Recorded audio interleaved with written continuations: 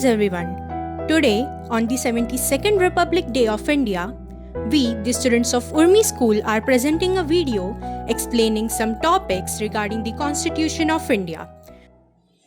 What is a preamble? A preamble is an introductory statement of any document. It represents the history behind its creation, the intention of its framers, and the core values and principles of the nation. The terms sovereign, secular, socialist, democratic, and republic suggest the nature of the state. The ideals of equality, justice, liberty, and fraternity reflects the objectives of the Constitution. Sovereign means that no external power is ruling over India and India is an independent country. Socialist means that India has achieved its socialist ends through democratic ways. Secular means any religion that does not violate the Constitution of India is acceptable, and no religion is recognized as the state religion of India. Republic means that the head of the state is either directly or indirectly elected by the people of India. Democratic means India follows of the people, by the people, and for the people form of government. Justice is social, economic, and political justice given to every citizen of India. Liberty means liberty of expression, thoughts, worship, and faith. It also gives freedom from slavery, discrimination, and despotism. Equality means equal opportunities and equal status given to every citizen of India. Fraternity means a feeling of brotherhood. Lastly, the preamble also bears a date, 26 November 1949. It is the day on which the Constitution was adopted. Thus, preamble beautifully reflects the vision of the founding fathers of the Indian Constitution. The history of our Constitution offers some interesting insights into the state of affairs before independence. It took persistent efforts for several years to draft and enact our Constitution. The British came to India in 17th century initially for trading purpose, but after gaining some more power, they attained the rights to collect revenue and govern themselves. According to the Charter Act of 1833, the Governor General of Bengal became the Governor General of India. It also created central legislature. With the enactment of Government of India Act in 1858, the British crown became the ruler of India. The Indian Councils Act of 1861, 1892 and 1909 started giving representations to Indians in the Viceroy Councils. The Government of India Act of 1919 and 1935 gave autonomous power to British Empire. Firstly, the Legislative Council came into existence, and secondly, for the very first time, people could now elect their own representatives via direct elections.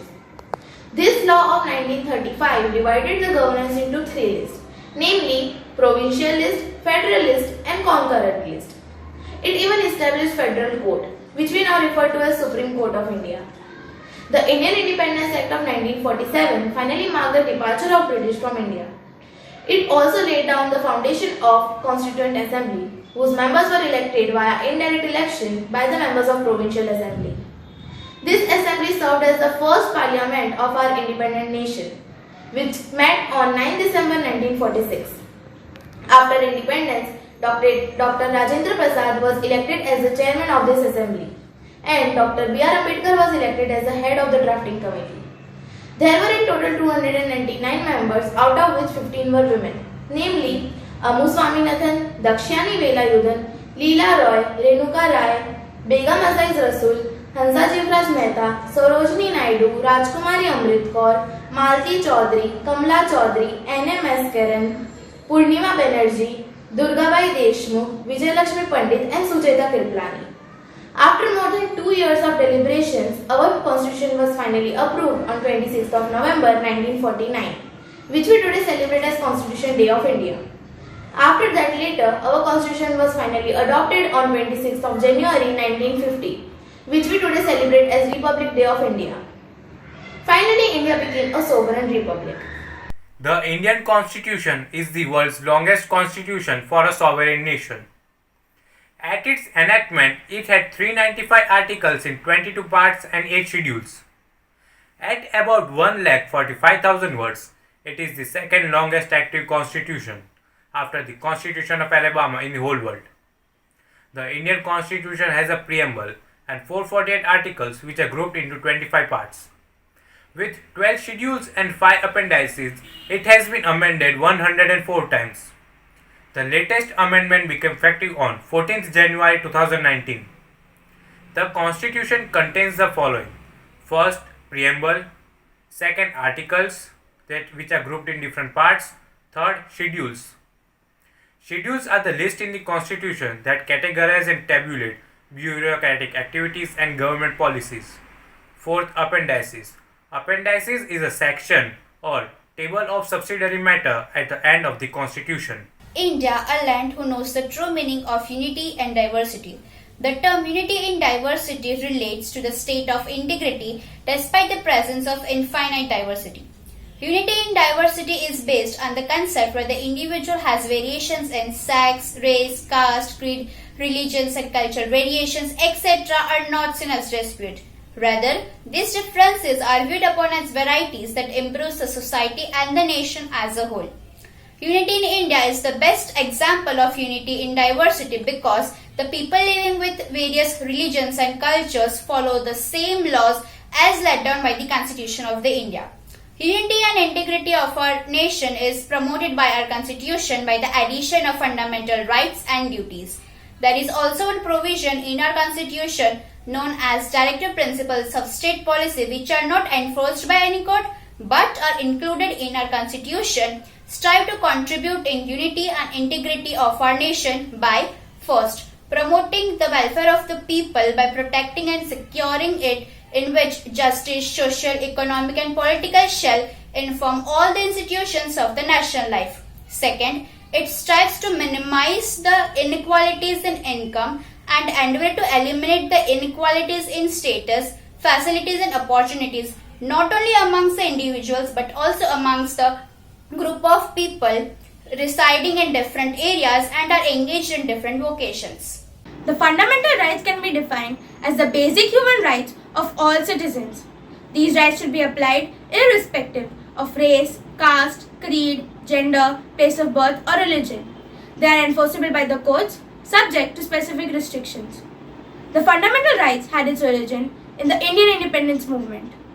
The development of constitutional rights in India was inspired by historical documents such as the England's Bill of Rights, the United States Bill of Rights, and France's Declaration of the Rights of Man. The fundamental rights embodied in Part 3 of the Indian Constitution guarantee civil rights to all Indian citizens and prevent the state from encroaching an individual's liberty, while simultaneously placing upon it an obligation to protect civilians' rights from encroachment by society. There are 6 fundamental rights in the Indian Constitution. First, the right to equality. The right to equality is one of the chief guarantees of the Indian Constitution. It is embodied in Articles 14 to 16, which collectively encompass the ideas of equality before law and non-discrimination, and Articles 17 to 18, which collectively encompass further the ideas of social equality. Second, the right to freedom. The right to freedom is covered in Articles 19 to 22, with the view of guaranteeing individual rights to all citizens that were considered vital by the framers of the Constitution. 3. The rights against exploitation. The rights against exploitation, given in Articles 23 to 24, lay down certain provisions to prevent the exploitation of the weaker sections of society. Number 4. The right to freedom of religion. The right to freedom of religion, given in Articles 25 to 28, provide religious freedom to all citizens and ensure a secular state in India. Number 5. Cultural and educational rights. Cultural and educational rights, given in Articles 25 to 28, are measures to protect the linguistic, cultural and religious minorities of India by protecting them against discrimination and ensuring the conservation of their heritage. Number 6. The right to constitutional remedies. The right to constitutional remedies empower Indian citizens to approach the Supreme Court of India to seek enforcement or protection against the infringement of their fundamental rights. The fundamental duties of citizen was added to the Constitution by 42nd Amendment in 1976 upon the recommendation of Swaran Singh Committee that was constituted earlier that year. The 11 fundamental duties noted on the Constitution are as follows. First, It is the duty of every citizen of India to abide by its constitution and respect its idols and institutions. Second, to cherish and follow the noble ideas which inspired our national struggle for freedom. Third, to uphold and protect the sovereignty, unity, and integrity of the country. Fourth, to defend the country and render national services whenever called upon. Fifth, to promote harmony and spirit of common brotherhood among all the citizens of India, regardless of the religious, regional, or linguistic differences. Sixth, to value and preserve rich heritage of our composite culture. Seventh, to preserve and improve the natural environment, including forests, wildlife, lakes, rivers, and have compassion for living creatures. Eighth, to preserve public property and abjure violence. Ninth, to develop scientific temper, humanism, and spirit of inquiry and reform. 10th, to strive towards excellence in all spheres of individual and collective activities so that the nation constantly rises towards high levels of endeavor and achievement. 11th, for who is parent or guardian to provide opportunities of education to his or her child between the age group of 6 to 14 years. An amendment is a formal or official change that is to be made in our constitution, which basically includes to remove any points, to add any points, or to update any points. The amending process of our Indian constitution includes to make changes in nation's fundamental law or supreme law. The process of amending of our Indian constitution is stated in part 20 of our constitution, that is article 368, which states that the amendment has to be first introduced to the both of the house of the parliament in the form of a bill, and this introduction can be given by any of the leader or any of the minister without the prior permission of president. Now, at this stage, if the bill is passed from both of the house of the parliament, that is from Rajya Sabha or from Lok Sabha, with the special majority, that is if more than 2/3 of the members of the parliament agrees upon the bill, then the bill can be processed further for other processes. Now, if the bill gains the majority, it passed for the state legislatures where the same process is being followed. That is, if more than 50% of the votes are in the favor of the bill, then that bill is passed to the president for assent. Now, as we saw that bill is passed from both of the House of Parliament as well as from the state legislatures. Now, as the bill is passed to the president, he has to give his assent. He must give his assent because he cannot withstand the bill nor he can send back the bill to the parliament for reconsideration. Now, as and when the bill gains assent from president, the bill becomes the part of our constitution, the bill turns into amendment, and our constitutions adapt the changes accordingly. Based on the provisions of making amendments in our constitution, we can follow that our Indian constitution is both rigid as well as flexible. The making changes in constitution or making amendments in rigid constitution, it requires many processes. But in making changes or making amendments in flexible constitution, it doesn't require much processes, but a simple majority can do. We saw in our Indian constitution that it strikes between both flexible as well as rigid. So we state that our Indian constitution is mixture of both flexible as well as rigid. There are total 104 amendments in our Indian constitution. Today I am going to explain few of them. The 13th Amendment of 1963. This amendment gives status of state to Nagaland and made some special provisions for it. The 26th Amendment of 1971.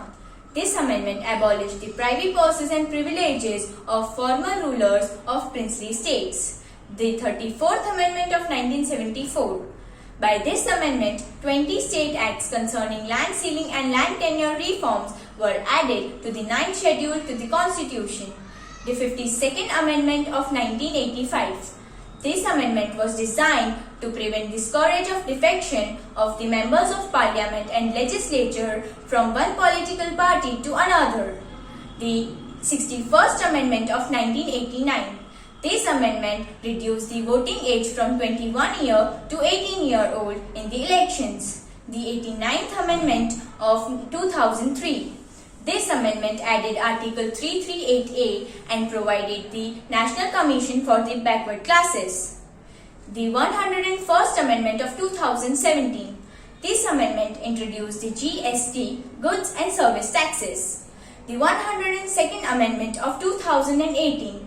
This gave constitutional status to the National Commission of Backward Classes. The 104th Amendment of 2020. This amendment extended the seats of SCs and STs in Rajya Sabha and Lok Sabha. This was our humble presentation on the Constitution of India. Of course, everything could not be included in such a small video, but the purpose to make this video is to understand the objective that drove some of the wonderful brains of this nation to draft a document that unified a population most diverse into one nation. Their dream to promise equality, dignity, and freedom to every Indian shall be fulfilled by us, as we are not only protected by this book, but we are the one who must protect this document and its spirit. Thank you very much. Jai Hind.